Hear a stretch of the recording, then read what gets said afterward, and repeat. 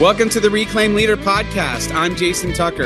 And I'm Jesse Skiffington. We're two pastors in the trenches who are passionate about church health for greater gospel impact. We share the ups and downs of ministry, strategies that worked for us, and some that didn't. Best practices and practical tools for church leadership. The goal, to help all of our churches flourish. Let's get started. See another sunrise, sing a little song. Hey everyone, welcome back to the Reclaim Leader podcast. This is episode 426, which is just every time we do an episode, I feel like we say this every other. Wow, I can't believe how many it's been. But truly,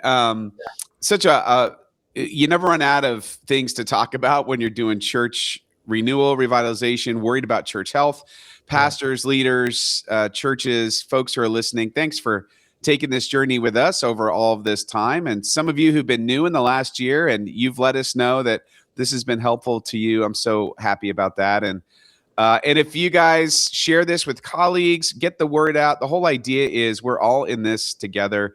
And hopefully this is just one small resource to help encourage and equip as you do the really important work of leading a church. My goodness. Jesse, I'll ask you this. If you knew what you know now about leading a church, would you have still said yes? That's a really good question. I'm not sure if I'm allowed to answer that question actually on the air, but that's right. Your mom's listening. No, I'm just yeah. No, it was funny actually. This last Sunday, I bumped into one of our a gentleman at the church, and he was like, "I'm thinking a lot about you. I think you would have done really well in business if you hadn't gone into ministry." And I was like, he's like, "Have you ever wondered about that?" I'm like, every single day. I didn't say that. I was like, we all kind of wonder, what would I have done or what could I have done had I not walked this road? And I think it's natural for anybody in any area of life. You kind of wonder what it could have been like. And yeah, so I remember way back, I remember it was Dave Burke or someone said, if there's anything else you can do, you should probably go do that. Yeah. But if God's calling you to this thing, there's something incredible too, to be a part of the mission of the church and being a part of what God's doing in the world through the Christian community. So no, I wouldn't change anything, but sometimes I do wonder what it would be like. Yeah, that's right.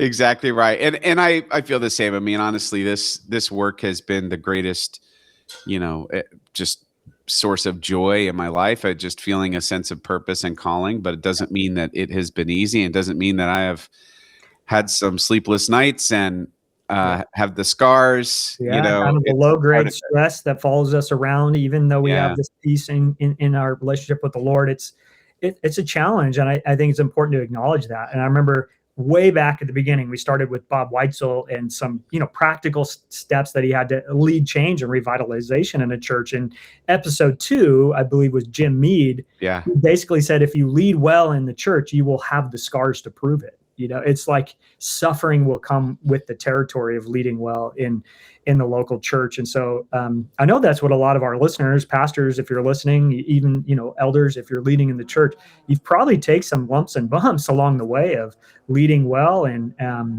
it's because the church is made up of a community of people who are being transformed into the likeness of Christ, who are not there yet. So it shouldn't be surprising to us that we face some challenges and difficulties. And I think, Jason, you and I, we're going to get into some of the content of your book today, and I'm excited for that to kind of walk through. But I think we're also in this time where in some ways, the pace of change and disruption in our culture makes the challenge of leading in the church particularly acute right now, I think. Yeah. And that's where we see some of the numbers of pastors burning out or considering leaving ministry. It's a really intense environment to lead in a post-Christendom, in some ways post-Christian culture. And we're trying to figure out what it looks like now and how do we move forward. And for 426 episodes, we've been asking that question in a lot of ways, right? Yeah. So, I loved getting to read a little bit of your book in preparation for our conversation today, and just thinking, some ways your book is an expression of all the conversations, all the wrestling, and trying to think, how do we do this well? How do we do it wisely? What's a process maybe we could follow to help us lead well, lead change in the church, lead in such a way that there's kingdom impact that happens in and through our churches, and where we get to pass the baton of faith to the next generations. And So I'm excited to get into all this today. But before I start to interview, and I've got some hard hitting questions. All right, great. You're ready for that. So, well, I have editing power, so you do. But I think for transparency, we should just play the full thing. But anything you want to say just about what it was like to write a book, or this great book we're going to be talking about, Speaking Their Language, Jason's book that's coming out here next month, right? February 3rd is the release date. Yeah. So tell us a little bit about the process and then we'll get into some of the content here. Yeah, this writing it was a lot harder than I imagined, especially with my responsibilities as a pastor and trying to figure out. I'm not a fast writer, so it took a while. And when when you get a book contract and in so many ways, this is a book that I've wanted to write a long time, but haven't just sort of put myself out there to try. And I didn't know that whole trying process would take a long time. I mean, just from start to finish, it was 2 years ago, that I'm starting to submit the proposal, and all of that goes out and thankfully getting an agent and that whole thing. But actually sitting down and writing it, when the publisher says 6 months, we want a full manuscript draft, you think, wow, that's a long time. Yeah. It is not. Yeah. So it was hard. I thought that was the hard part, was really, I didn't have a lot of free time because I used it to write. But I will say this, it was such a clarifying process for me. It was, again, taking all these conversations and learning through my doctor of ministry program and what I've done here at the church, what we've talked about, how I've coached other churches, sort of like combining all these things so that a church could pick up this book and not have to pay a consultant to come, but can just figure out, okay, this is what a consultant does. Let's go through this process together and try to grow healthier. Yeah. And so the challenge is kind of bringing all that learning into something cohesive that then is transferable to other people. And so I think as I'm reading this, I hear a lifetime of learning about the church and then the ability to express it. So I think you've done a really good job with it. And I think the best writing is the kind that is like, it came spilling out of your heart. It's based in a real life experience of a real church and a real faith. And so I think it tracks that way. And so I'm really looking forward to introducing this to folks who are listening in. And if you're new, maybe you haven't heard some of these things. If you've been listening for 426 episodes, thanks, Mom, for tuning in. She might be the one. I don't know. But this is there's a lot that you'll hear that resonates with many of the conversations that we've had and that Jason has introduced us to over this year. So looking forward to getting into it. And so the book is called Speaking Their Language, Leading Your Church to Reach Younger Generations. And isn't that kind of what we all hope for? When you're talking to churches out there who are wanting to revitalize or lead change, I imagine one of the things that always comes up is we want to reach young families. We want to reach younger. So maybe let's start at the beginning. You kind of introduce some of the challenges. What are some of the challenges to that today? And why is that such a struggle for us? What's the problem? Yeah, I think part of it is the desire. So it's probably number one on the list for almost every church I've ever talked to. They want to grow younger. They want to have young families.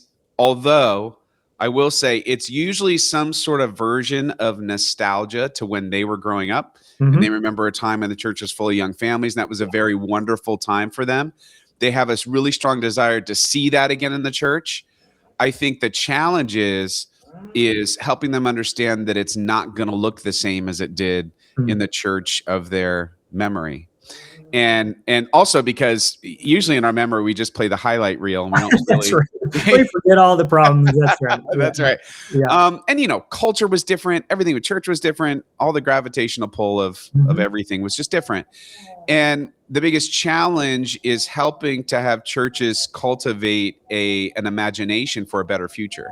An imagination that we can have this and hand off our faith to the next generation, but we're going to have to think outside of the box we've been living in for a while. Yeah. But we can do it in such a way where we don't have to necessarily leave everything behind. No, in fact, please don't. Yeah. So let's explore that. We started way back, the reclaimed leader, with the image of an antique table. Why is that a helpful image for us as we're thinking about leading change and revitalizing the church? Yeah, that was one of the kind of core ideas that led us to the name of the podcast. And that is, I remember having antique tables in the house growing up. One antique table that we had was, distant relative had given it to us. It was handed down in the family. And I remember my mom used to shine that thing up. I mean, it always smelled like Pledge. You know what I mean? Like it's always a thick lacquer on that thing. And it was always in the hallway, no matter what apartment or house we were living in, it was always there in the same place. And there was only one rule: never use it.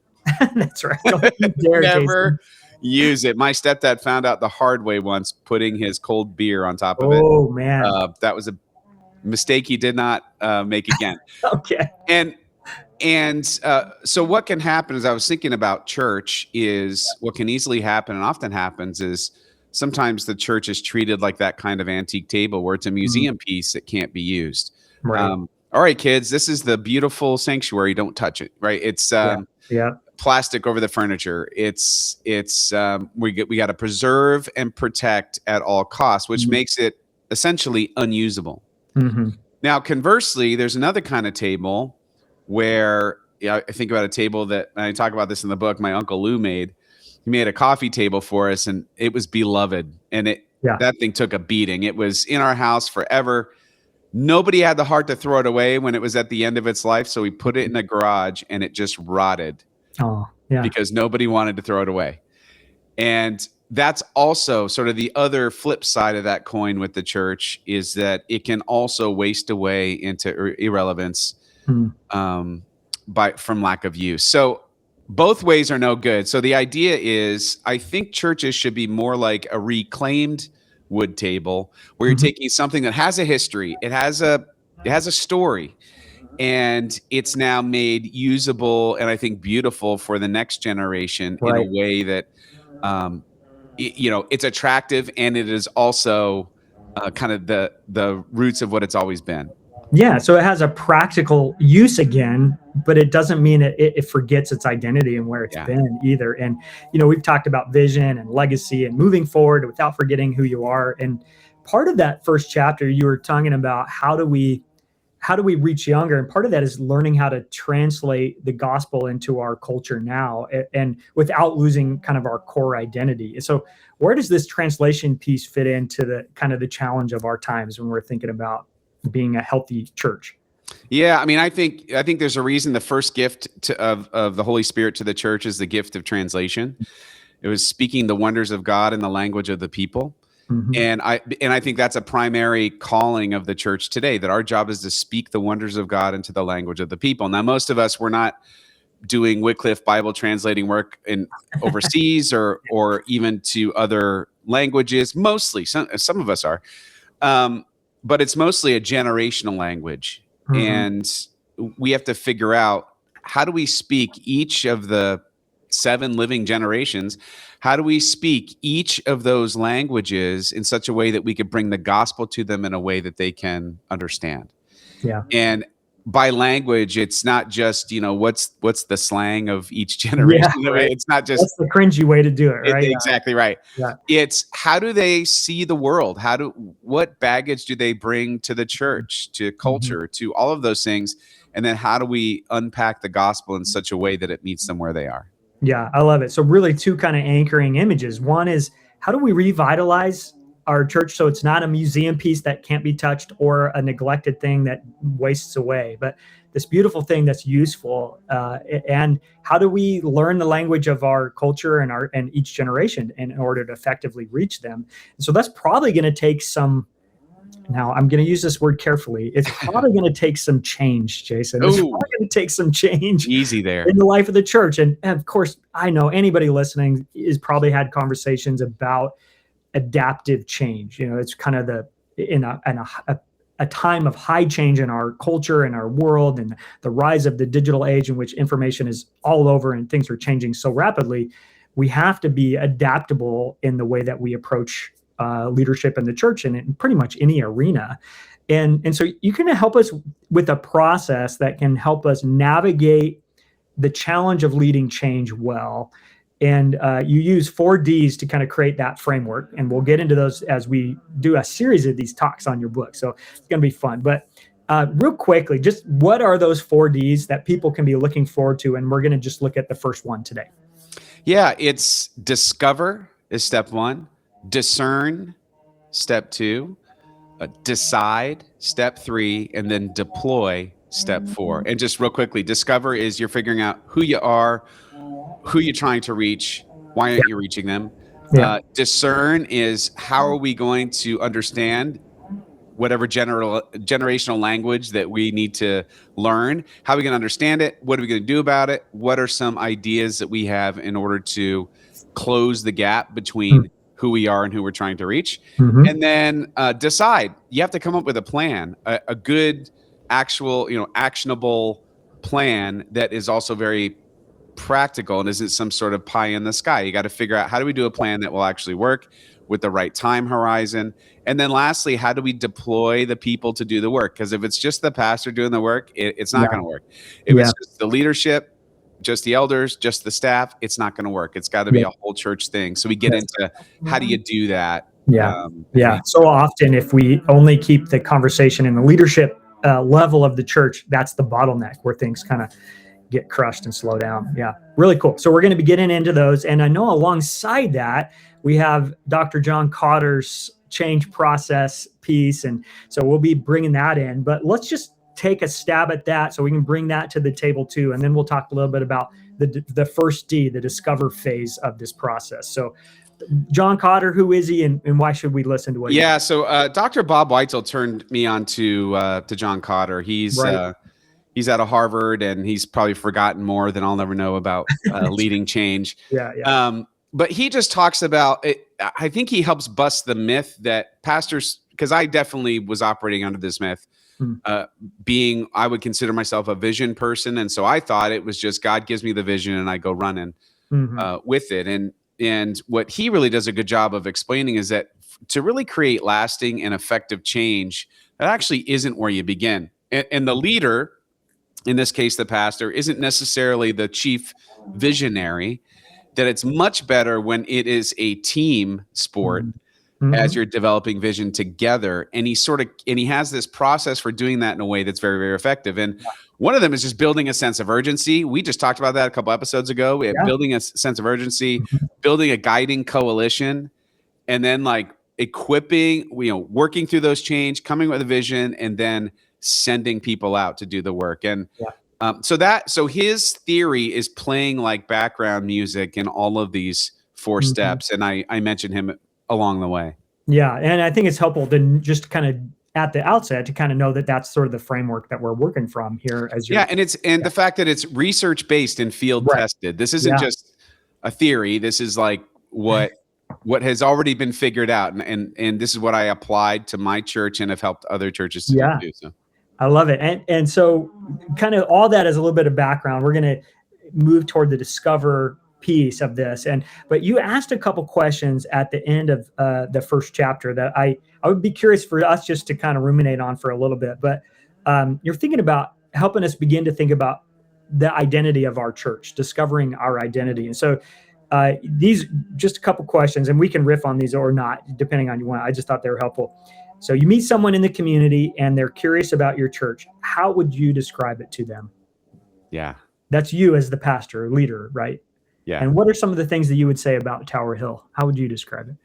Yeah, I say, I usually say something like, we're a place where you can come as you are and learn about God wherever you're at. I mean, you truly are welcome, whether you don't know Jesus at all, you're not sure what to think about him, or you've had faith your whole life, there's a place for you. Yeah. And then that will lead to some follow-up questions, practical ones like, oh, what's your worship like? Do you have stuff for kids? Do you have But I always try to say, I mean, really, and that's the beating heart of our church is I want everybody in it. You know what I mean? Like I want somebody, and this happens a lot. I want somebody who just isn't sure to feel like they're safe here. They're safe to bring their questions and their doubts and skepticism. And what I pray is that when they meet God, then God will take them to a different place. Yeah. And we can help be the facilitator. I say, like, God feeds them, we set the table. So I want to set the table for anybody, no matter where they are. That's a really cool way to describe it. I thought you were going to say dynamic preaching or the coolest senior pastor, but no, that's probably a better answer. And then you ask a follow-up. Similarly, how would a church member describe your church, or someone who's actively involved? What would they say? And so kind of doing that same thing. How close would your description or hopes for your church be to what somebody who's actively involved? Would they say some of the same things? And then I like that the third one was just, if you ask someone in the neighborhood around your church about your church, what would they say? And that's a little bit of a scarier one, maybe, or I don't know. But I thought those are really helpful as you're beginning to think about the identity of the church. Well, thank you. Interestingly enough, when I did this process 12 years ago here, we did ask people who weren't part of the church. And we also went out of our way to ask people who used to be part of the church that left intentionally. Yeah. I wanted to know, what do they think of the church? Because even if people's responses are unfair, right, there's almost always a little nugget of truth in there that's important to know. Yeah. And I'll say this first phase, the discover phase, and I don't know if you're going to ask about facing the scale, but that's where I'm going.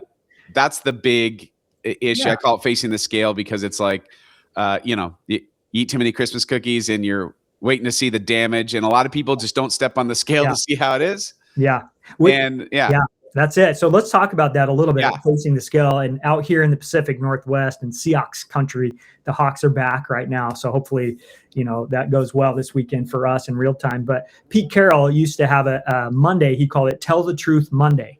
Yeah. And they would watch the film and they were just really honest with each other about what worked and what didn't, and what, there was accountability there. And really it was about telling the truth about what happened or what you're facing. And so facing the scale, let's talk about that part of the discover phase. Why is it so important for us to, in a certain sense, tell the truth about who we are now and have a clear sense of what our identity is now? Yeah, because you can't take any action if you don't address the problems. So if you just want to sort of ignore what's going on, you're never going to get to any sort of solution.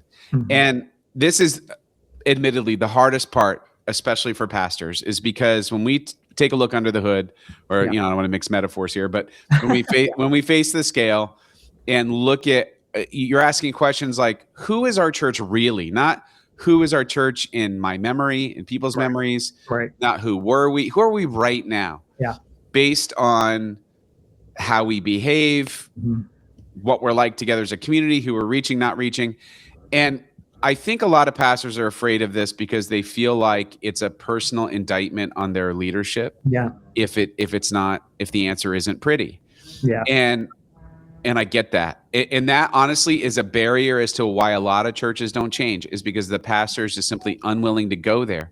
Yeah. But I always found that even though there are some things you discover that people conclude that may sting, it almost always leads to a better version of you as a pastor and healthier version of you as a pastor and you as a church.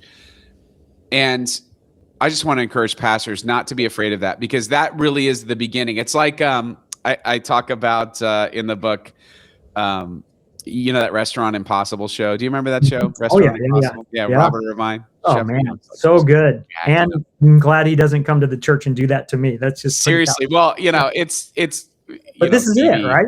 It's TV. But basically, the short of it is he has, I think, like 48 hours or something to change a restaurant from losing money to making money. And the first thing he does is he comes in and he just slams the owner and tells him all the things that are wrong. And he very dramatically will take a bite of food and spit it out. This is the most disgusting thing.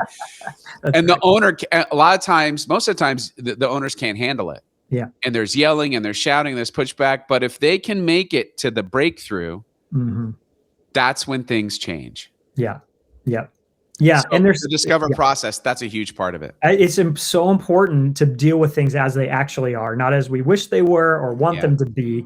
And it is hard to look in the mirror and have an honest appraisal of your leadership, how things are going, especially, now, Jason, when you and I do that, it's not anybody else's fault anymore. Like, we've been in our churches long enough that the good and the bad, the things that exist, the culture as it is, they're all products of our leadership in many respects, or, and we've had an impact on that. So it does sting sometimes, but it's the place from which forward progress can be made. And you said something I thought was really helpful. You said, if you don't know who you are, the path is unclear.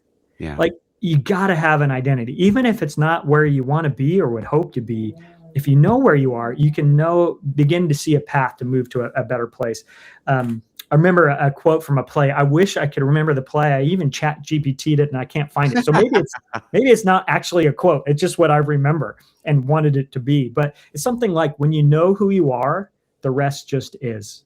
Then you begin to move forward from that place around your identity and where you need to grow. And one of the things that we've said many times on the podcast is a Max Dupree quote, but it has to do with our role as leaders. Leaders define reality. They tell the truth about how things are actually going. That's really, in some ways, our job is to tell the truth about where we actually are. And then we can begin to dream about where the Lord wants to take us. So that part of the discover phase, though, takes some courage to step on the scale, especially in the early phases. And I get it. There might be some worries or fears attached to that. You're talking about livelihood, your job, your identity, and all those things as personally, and then as a church as well. So we're defining reality and facing the scale and dealing with that. So there's a couple steps that you kind of had for us to think about related to that. And step one is kind of looking at the numbers and just kind of telling the truth or naming reality around that. Anything else you want to add to that? You just kind of taking stock of where we are. Is that what that? That's really that is. You're just trying to get a snapshot as to where we are. The numbers aren't everything, but they do tell a story. So everything you can measure it. Giving, attendance, engagement, number of small groups or number of Bible studies, or, just measure everything. And what happens is, if you take a couple of measurements, let's say you do this year, take a look at 3 years ago, right? It's just take a look at the trajectory of where you're going. That helps paint the picture. That's not the only thing, but it does help. Yeah. And then step two, you said, what are people saying? I think was the next one. What's important about that to help us discover where we are? Yeah. So what I really think is helpful is when you talk to congregation members, and in the book, I talk about sort of selecting different kind of categories of congregation members, longtime members, newer members, all that. But when you sort of survey them and talk to them, you really want to know what they say. What are the biggest strengths and challenges and opportunities in the church according to them? And that does a couple of things. One, they feel heard. They feel part of the process. Two, it tells you what the temperature is in the congregation on any given thing.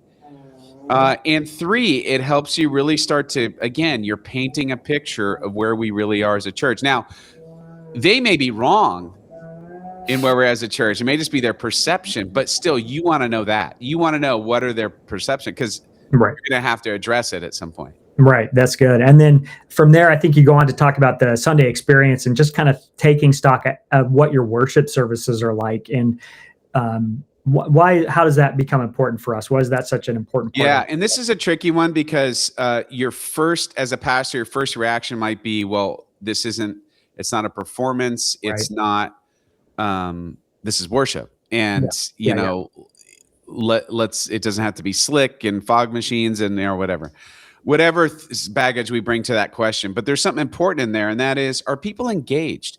And that was something I learned from Bob Weitzel for sure. He came to our church and he measured engagement, which just meant he observed the congregation during the worship service. And he's like, Jason, during this one part where the anthem is, everybody's just looking at their bulletins.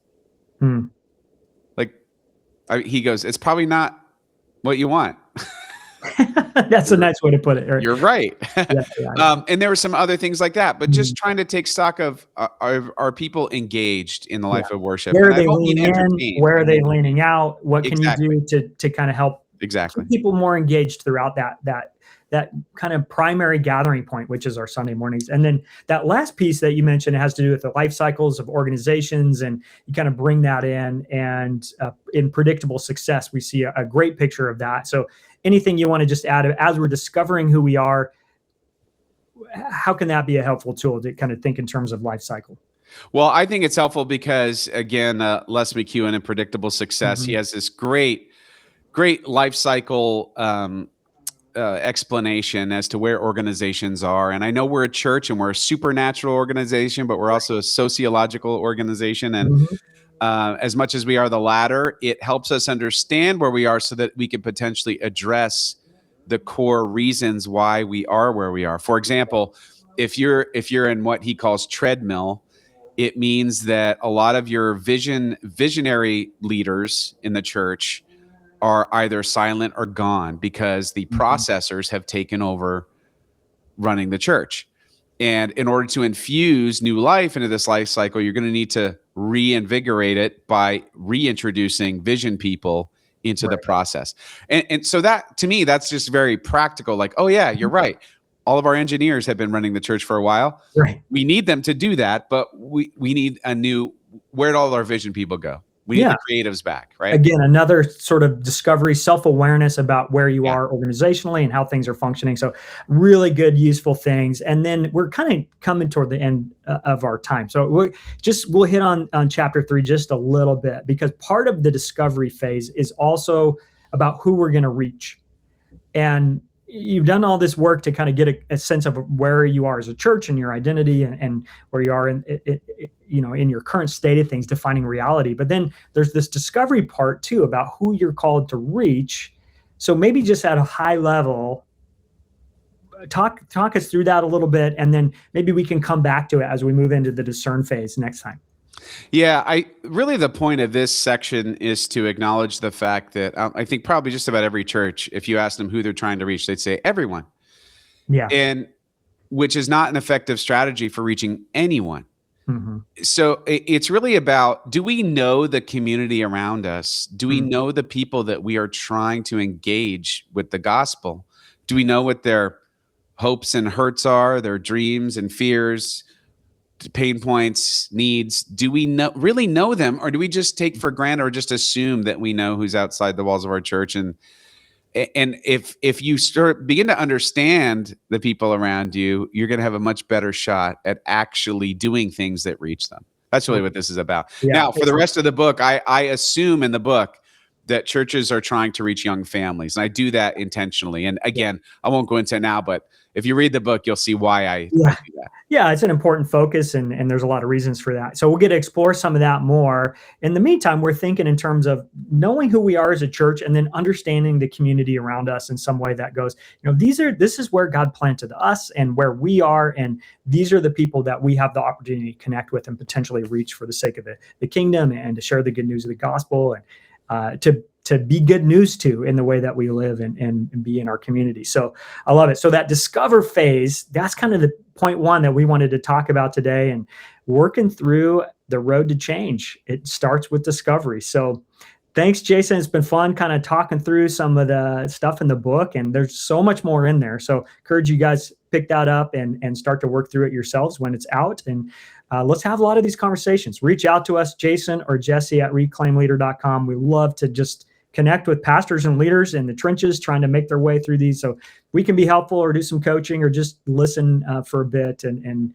hear what God's doing in your midst. We're all ears, and we're here to help. So Jason, anything else before we sign off? Yeah, thanks so much, Jesse. Again, the book comes out February 3rd, but before then, I do believe it's available for a discount if you pre-order it. So go to Amazon, you can pre-order it, and it's cheaper. So I know pastors care about that. So a little bit cheaper. But again, thanks so much. Thanks for the questions and the opportunity to talk about this and get the word out. So appreciate that, Jesse. And to everyone else, I mean, we're doing this because we want to be a help. So we believe ministry is hard. It is so much better when we do it together. Thanks for listening, and we will see you next week.